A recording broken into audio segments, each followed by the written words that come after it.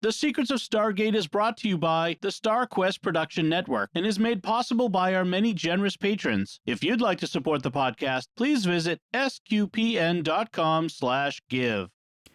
You're listening to The Secrets of Stargate, episode 37. Janet West, Jackson has identified the seventh symbol. All right, here we go. We are about to try to make a connection. All we gotta do is bust out of here, commandeer the ship, and fly on home. Indeed. You say that a lot. I know that this could be dangerous. But this is our job, right? It's what we signed on to do. It was never about going home. It's about getting us to where we're going. Hi, I'm Jack Baruzzini, and you're listening to The Secrets of Stargate, where we talk about the hidden meanings and deeper layers found in the Stargate movies, TV series, and more. And joining me today are Father Cory Sticha. Hi, Father. Hey, Jack. And Lisa Jones. Hi, Lisa. Hey, Jack. And Victor Lambs. Hey, Victor. Hi, Jack. I even tried to get the hijack just the way Victor does it. Yeah. That's perfect. I think you really nailed Victor this time. Amazing. Got some body swapping going on, which means we are talking about the 17th episode of season 2, which is entitled Holiday. And I'll give a quick rundown of that. The SG-1 team finds a strange alien lab and discover a very old man named Marcello. He tells them that he has fought the Goa'uld for many years and has technology to defeat them. He shows them a device, ostensibly a weapon, and while handling it with Daniel, receives a shock. They take him back to the SGC to be treated by Dr. Fraser. Daniel also seems to be acting strange, but chalks it up to being tired. He leaves the SGC while Marcello is left on life support. Once out in public, it becomes clear that Daniel is not Daniel. His mind has been swapped with Marcello's. Marcello befriends Fred, a panhandler, and together they feast on hamburgers and ice cream sundaes, all charged to Daniel Jackson's credit card. Meanwhile, back at the SGC, Daniel has awoken in Marcello's body and is able to convince Jack, Sam, and Teal'c of the body swap. They go back to the lab, and while recovering the body swap device, Teal'c and Jack accidentally get swapped. After Marcello is arrested and brought back to the SGC, he reveals the device only works one way. He offers to decipher his encoded computers for Earth to fight against the Goa'uld, but says he cannot help Daniel. Sam comes up with a solution, and the team plays musical bodies, swapping one to another until they are all back where they should be. Marcello, now unable to reveal the secrets of his technology, as he is on death's door, thanks Daniel for his holiday and dies. It's a nice happy ending right there. Yay. Oh. So yeah, what were your thoughts on this episode, Father Cory? You know, this is one of these, it's a long trope of the body swapping. You know, Freaky Friday is one of the movies that, you know, you might think of that. Of course, sci-fi's used this all over the place. Mm-hmm. You know, and this one is fun, not so much because of the story itself, but watching Christopher Judge play Richard Dean Anderson and Richard Dean Anderson having to play Christopher Judge. Yeah. That right there was worth it. I mean, the whole episode. And you know, it's funny looking at the Stargate wiki about this page, about this episode, because you look at the list of, you know, Richard Dean Anderson as da-da-da-da. Michael Chang says da-da-da-da. Christopher Judge is da-da-da-da. Amanda Tapping is Carter. Yeah. She's the only one who doesn't swap. But yeah, this is one I enjoy, but just because of watching the actors playing the different roles. Mm-hmm. Yeah, that's really what makes the whole episode, I feel like. What about you, Lisa? Well, I don't know, Jack. I just can't even. Are we not doing that anymore? No, sorry, Victor. I know you enjoyed that. Yeah, the highlight for this episode is Christopher Judge. Yeah. Honestly, just getting to see him, you know, break out of that Teal'c mold and just kind of be flip as O'Neill is just the best. But you know, otherwise it's just one of those fun one-off episodes that, you know, I'm sure they had a lot of fun making, and it's kind of fun to watch, but it's not one of my favorites. Yeah. Mm-hmm. Yeah, he really gets the mannerisms down well. Oh yeah, that was fun. And I know we were talking before we started recording, Victor, but you said this was the absolute worst episode, so I wanna know why you hated it so much. Well, I don't know, Jack. I can't even. No, it's just boring. It's like, and there's just so much like wrong with the episode. I think the holiday refers to like the show's writer, director, producers. They all just like took a holiday and just like walked away from this episode and just let it happen because nothing happens. I mean, it's like, and we'll get into it a little bit more, like the choice to cast, Michael Shanks as Michello. You think, oh, there's something interesting there. Like he and Daniel Jackson, that's actually Daniel Jackson. No, nothing like that happens. There's a lot of like continuity goofs in this episode that shows that, they just didn't care. And it is very fun seeing Christopher Judge play Jack. That's like the best part of this episode. And what do they like? They immediately euthanize that by like, oh no, now you need to meditate. And that just sucks like all the joy. Like, I don't know if they needed, I don't know. I'm going on, but I'll let everybody else talk about this. Yeah. I didn't remember watching this episode. And as soon as I started watching it, I remembered why. Yeah, I don't remember this episode from the couple of times I've watched through SG1 either. I mean, it really is not a memorable episode at all. And I think it really suffers following upon A Matter of Time, because that is such a good episode. Having this come right afterwards really deflates it, I feel like. But you just pointed out that Michael Shanks also played Michello. I did not realize that till you just said it, but I was wondering, like, as I was watching the episode, I was like, wow, this guy does a really good Michael Shanks. So, well, there's one point where, Michael Shanks changes his voice for that character, but there's one point where he loses it. And it's like, that is definitely Michael. I mean, I knew it was him, but it's just like, you could hear it absolutely was Michael Shanks. Just at one point, whether it was intentional or just on an accident, he slips from his false voice into his Daniel Jackson voice. Whether that's his real voice or not, I don't know. But. Yeah. It is an interesting choice to have Michael Shanks play Michello because, I mean, he's not supposed to be the same person or related to him, or you're supposed to know they're different people. So it is an interesting choice to have him play the person who Daniel Jackson's personality goes into. So he's not supposed to be Daniel, but he is the actor who plays Daniel.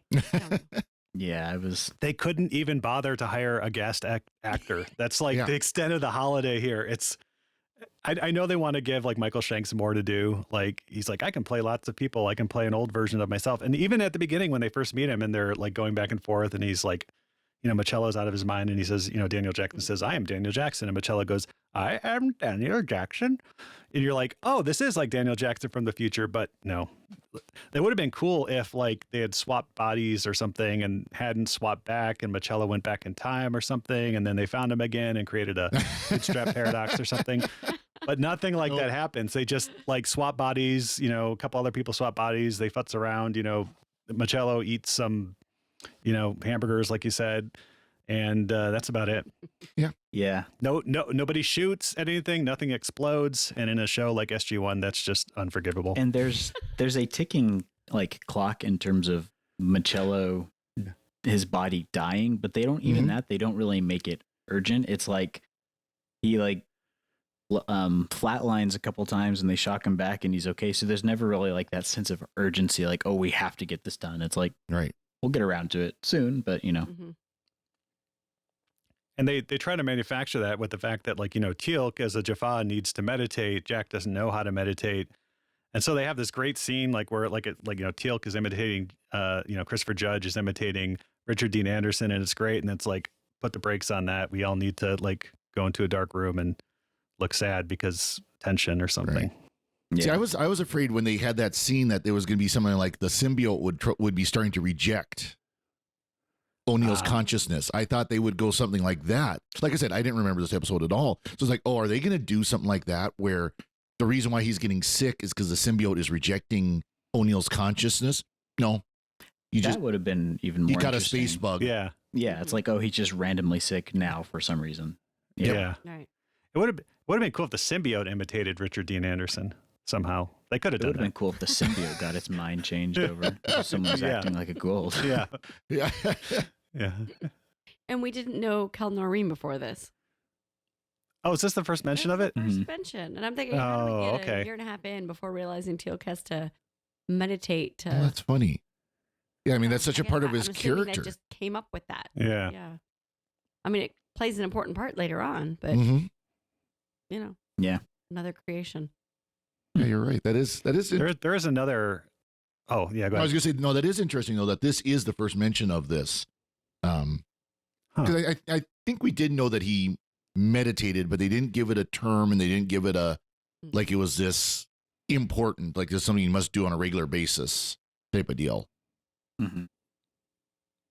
I feel like they also didn't really balance this episode well in terms of what they were going for. Like, I feel like they should have gone more with the fish out of water comedy with Michello, because they have like that as a decent chunk of the episode, but they don't really do, like, they do like a couple scenes of this, like he goes to the diner and then he gets arrested. Like, they should have done like multiple different like scenarios where he was getting like doing wacky things. Like, I feel like that would have been more interesting than just like one scene. It's like I grew up in Ann Arbor. I've been to San Francisco. Like, people like Michello, they just walk the streets. Like, oh, I want a hamburger. Yeah. What is money? You know. Yeah. Well, I love the scene though where it's like, let us feast. I'll pay for everybody's feast. You know. Mm-hmm. Let's feast on me. Yeah, I think they definitely should have leaned into comedy. And, the writer of this episode, Tor Alexander Valenza, actually wrote, like I mentioned before, the Ergo episode. So he can do like a funny episode. And I think they should have just gone full comedy on this one. Yeah. I also am wondering, like, when Michello's in Daniel Jackson's body, he's acting like Buddy the Elf. Like, I feel like if he's this like hardened like warrior who's defeated the Goa'uld and is like one on their most wanted list, he would have a bit more savvy, I feel like. Yeah. Santa's my favorite. Yeah. Why'd you not want to be my friend? The other. Yeah. Yeah. Yeah. He's an angry ghoul. But they do have another kind of ticking clock too, which is like they want to be able to decipher Michello's Apple Newton before he dies. And they can't figure out like what the icons mean, which is like me using Ubuntu for the first time. But I'm glad I'm not the only one who noticed that obviously was an Apple Newton in another shell. It definitely was. It very clearly was. For those who don't know, Apple Newton was Apple's first attempt at what became the iPad eventually. It was back when the Palm Pilot was the hot personal digital assistant. Apple tried to make their own version, and it sold moderately, but not well. Yeah, their old school PDA. Yep. Yeah, the first product to attempt like handwriting detection. So you would write your handwriting on it, and it would use optical character recognition to determine what you meant. And so there's a great Simpsons episode where Nelson the bully is writing beat up Bart on his Newton, and it comes out like eat up Martha or something. Yeah, so they can't figure out the icons, which probably led to the downfall of the Newton as much as anything. Yeah, Probably. That's also one of those like cryptographic problems they try to bring up in here, where I feel like obviously now it would be easier. You just run it through some like machine learning and eventually it's going to figure it out. But even then, I feel like you could, with enough time, piece it apart fairly easily, especially because it's using an alphabet that you already know. Yeah, you did say it was a code, but we've had code breakers since code breaking machines since World War II. I think they could, But then of course, like you said, you got the ticking clock. Though they didn't have all the time in the world. They had to, and who's to say they don't after this, anyways? So.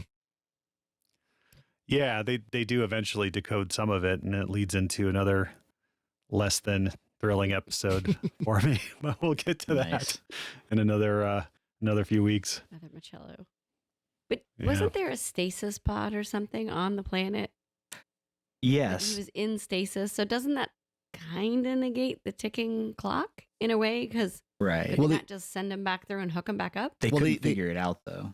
Yeah, that Sam, they kind of hung a lantern on that about, he must have been in here, but then we tripped him off when we stepped out of the Stargate, we tripped him off, and so he woke up. Well, can't we bring him back? Well, I don't know how it works, and that's literally how they left it.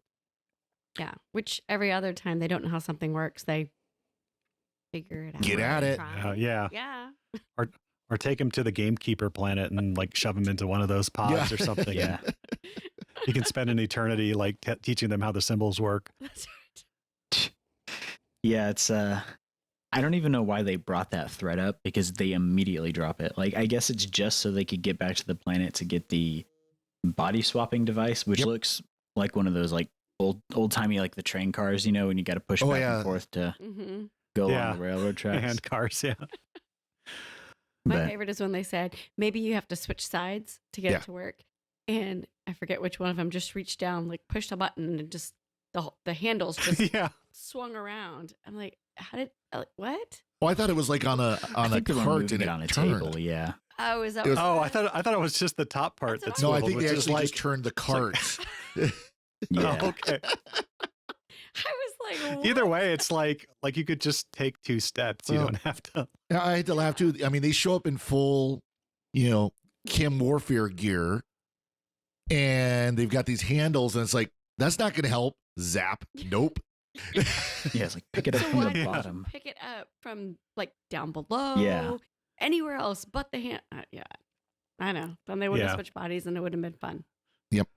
And then it leads to like the most anticlimactic, like goose fox grain problem, where you're trying to cross the river or something. And and it's like, okay, well, we'll just figure out some permutation of the 5 of us where, And that really doesn't sort of logic puzzle. Yeah, and so his whole I guess it's his built-in security for it is that you can only transfer the same mind into one mind into one, like a 1-to-1 transfer one time, and it cannot be reversed. But if you like play round robin with it and transfer it to a different person, it's gonna work. So it doesn't really that also doesn't make sense, but they don't even try to explain that. Yeah. Well, again, and the fact that Carter took it at face value, she's the one usually trying to figure out all the things, right? And she's like, you can't just reverse it. Oh no, we're done.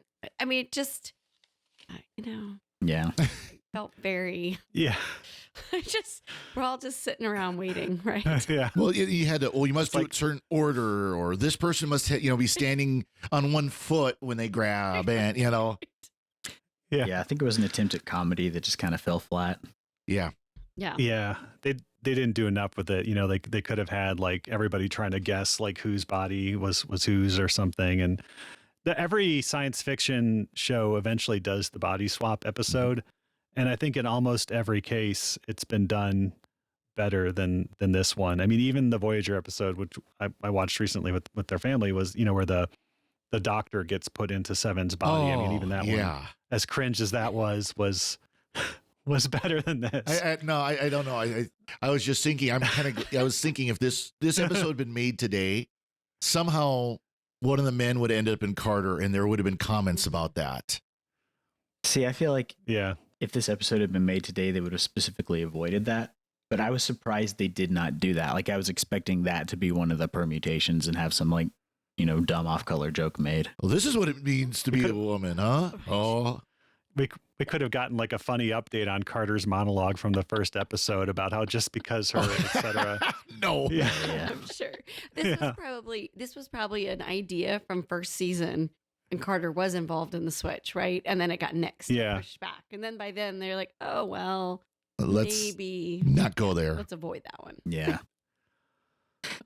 So lots of goofs in this. Try and guess if Michello's wearing a full like respirator mask or if he's just wearing the tubes going up into his nose, because it changes back and forth within the same scene. Oh, nice. I didn't even notice. I didn't notice any. And that, like I mentioned, our son who was on last week, he's like, wait a minute, he was just wearing like the gas mask and now he has the tubes. I was like, really? Yeah. Oh my gosh, you're right. Wow. My kids didn't want to watch this one with me. When it came on, they're like, oh, which episode is it? And they sat there and they went, oh. Yeah. Never mind. Yeah.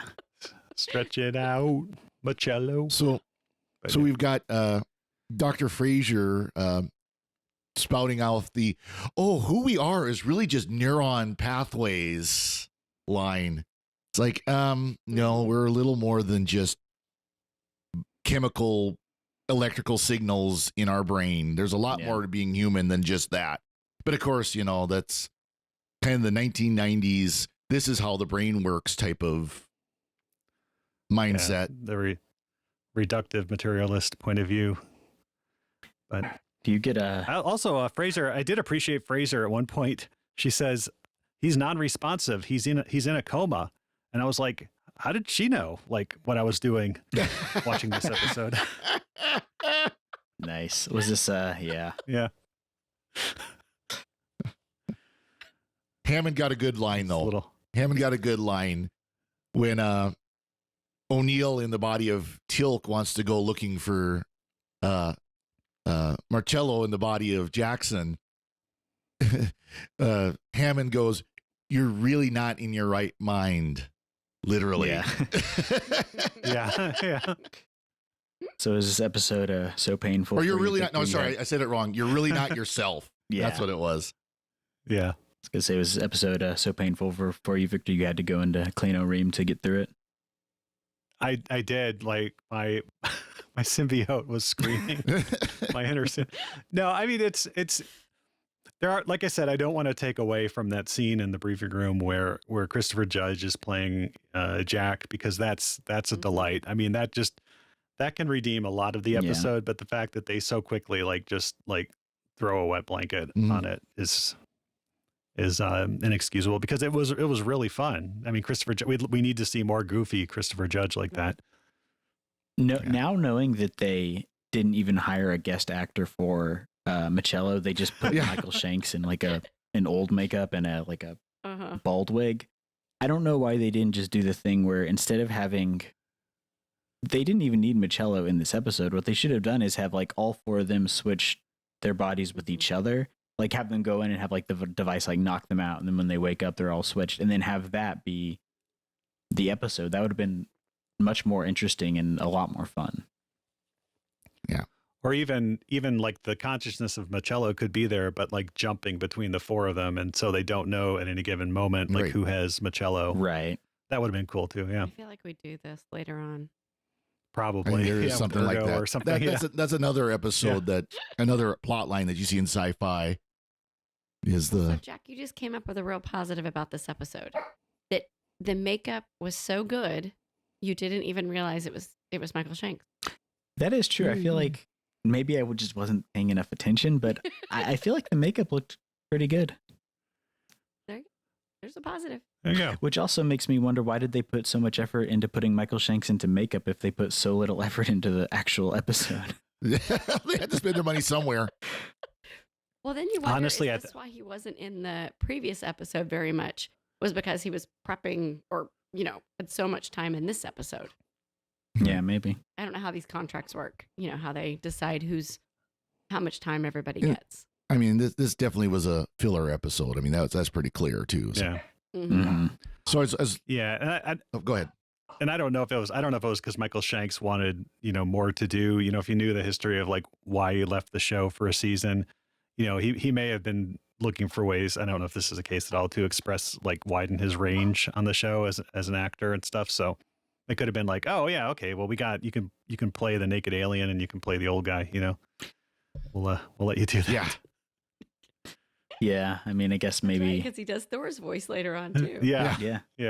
You get that in some shows, like especially like in later seasons of Next Generation. Brent Spiner just wanted to do things other than Data, and so you get episodes like Masks where it's just him like going off the wall. And I feel like those episodes are literally just let's let Brent Spiner be weird for 45 minutes. Hey, Fistful of Datas was great. I love Fistful of Datas. Yeah, I mean it's also Family. I think when it works, it's fun, but when it doesn't, it's painful. Yeah. So yeah. Did y'all have any other thoughts on this episode? Well, you could tell how exciting this episode was. I was looking at what the title is in our language. Of course, the title is literally from like the last word that Michello says. Thanks for the holiday, and died. In German, it's Seelenwanderung, which is soul hiking. In Italian, it's Inversione di corpi, which is body switch. And then Hungarian and Russians both translate into day off. I think soul hiking would be a really good name for like a ska band. Yeah. It would, yeah. It would be an excellent name. And I did like the when Fred was talking to Michello in the diner there asked if he fought in the Gulf against Saddam. Of course, that's very timely. And of course, shortly before this, I was in the Gulf in the service of fighting against Saddam, just not with weapons at that point. So, Nice. Oh, wow. So it was early 1998. I was over in Saudi Arabia with the Air Force. So, Oh, wow. Interesting. and that's all I got. Yeah. What about you, Lisa? Well, we didn't talk about Fred. Yeah. He was a good character. I will say he added some levity, and he's a actor who works a lot. If you look at his IMDb profile. And second, I thought of you, Victor, while watching some of this episode, because I don't remember how many episodes ago you said, the whole no, it should be Daniel and Carter shipping. And there were some scenes in here that were a little like she was so concerned. And I'm like, oh, Victor's going to say it. Oh, no. Sorry. That must have been when I was looking at my phone, actually, during this episode. I was like, doing some last minute holiday shopping of my own. No time for holiday shipping. No. Yeah, that was about it. I got it this one. Just, Yeah. Little more Christopher Judge to lighten up. I love that. We don't see enough of that. Yeah, no, we don't. Yeah. That makes the episode for me, I feel like.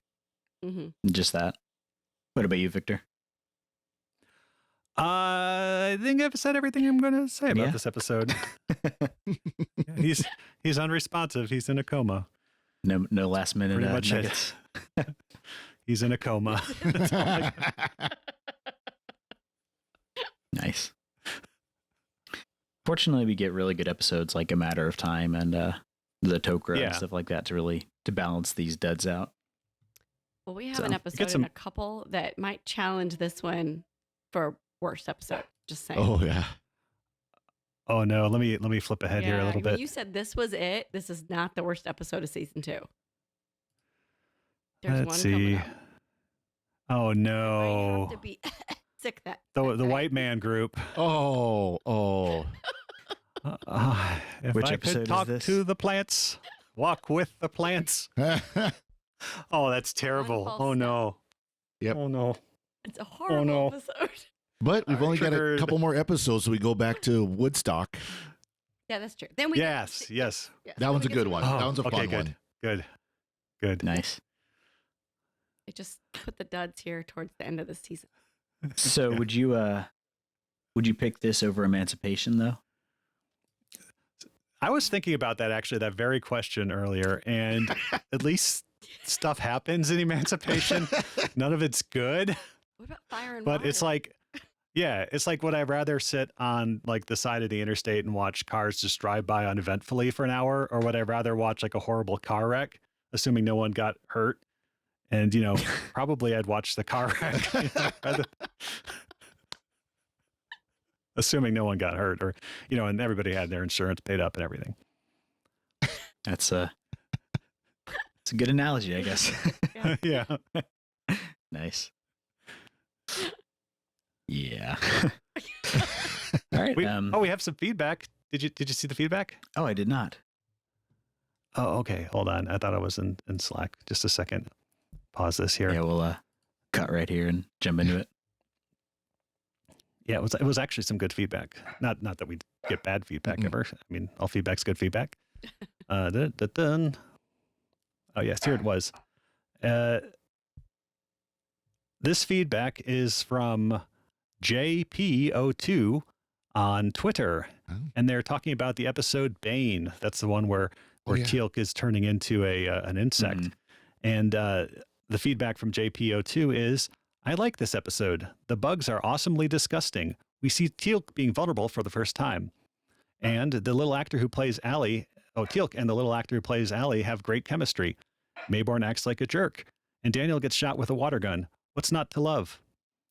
And I think we also heard from feedback from another listener who mentioned that at the time they squirted Michael Shanks with the water gun, he was not aware that there was water in the water pistol. It was supposed to be empty. So when, so that was his honest reaction, and I guess that's why it plays out kind of like an honest reaction to being shot by a water gun. Yeah. Nice.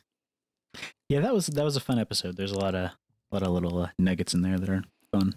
Yeah, I think I was unduly harsh on it, when we watched the first time, having watched this episode now. Yeah, exactly. You're going to go back and revise. Yeah. So this is like your new low point. Until we get to the just, I can't even. One false step. One false step. Well, that's Yes. a week after next. So 2 more episodes. yeah. Sorry, that eposode's going to break me. I think you're already right broken now. Can I just say that when we watched it with the kids, when they were little, and we popped in all the DVDs and we ran them, we totally skipped that episode. Yeah, it's a first. No, it's a first episode, Next Generation episode, our first season, Next Generation episode, and that's like pretty much where I would put it. That's low praise. Yeah, it's Code of Honor, but we really not as set coherent Jack up. as Code of Honor. Yeah. I guess we should have let you watch it without us telling you what we thought first. No, it's great. You'll love it. Yeah. Like, pay attention to the subtle nuances and all the people dancing around like mum and shants or something. Goodness gracious. So in 2 weeks, myself, Lisa, and Father Cory will not be in the episode. It's just going to be 45 minutes of Victor ranting about one false step. Yeah. That might be pretty entertaining. They put chemicals in the water, and that's how we get one false step. So on that Man. note, Yes. Yeah. Well, if you're looking forward to that and would like to support us in Victor's rants, like these very special people here, we'd like to take a moment to thank our patrons who make it possible for that, including Andrew H., Carl W., Catherine L., and Paul R. Their generous donations at sqpn.com/give make it possible for us to continue the Secrets of Stargate and all the shows at StarQuest. You can join them by visiting sqpn.com/give, and be sure to follow the show on Apple Podcasts, Google Play, Stitcher, TuneIn, Spotify, iHeartRadio, or on the SQPN YouTube channel. And to find previous episodes of Secrets of Stargate and to send feedback, please visit sqpn.com/Stargate. And you can email us at stargate@sqpn.com or follow StarQuest on social media at facebook.com/StarQuestMedia or on Twitter at SQPN. You can also join the StarQuest fan club mailing list by texting StarQuest to 66866. Send StarQuest to 66866. And we'll be back next time when we'll be discussing the next episode of SG-1, Serpent Song. Until then, Father Cory, thank you for joining me and sharing the secrets of Stargate. thank you, Jack. And Lisa Jones, thank you as well. Thanks, Jack. And Victor Lambs, thank you too. Thanks, Jack. And once again, I'm Jack Baruzzini. Thank you for listening to The Secrets of Stargate on StarQuest. Anyway, I'm sorry, but that just happens to be how I feel about it. What do you think?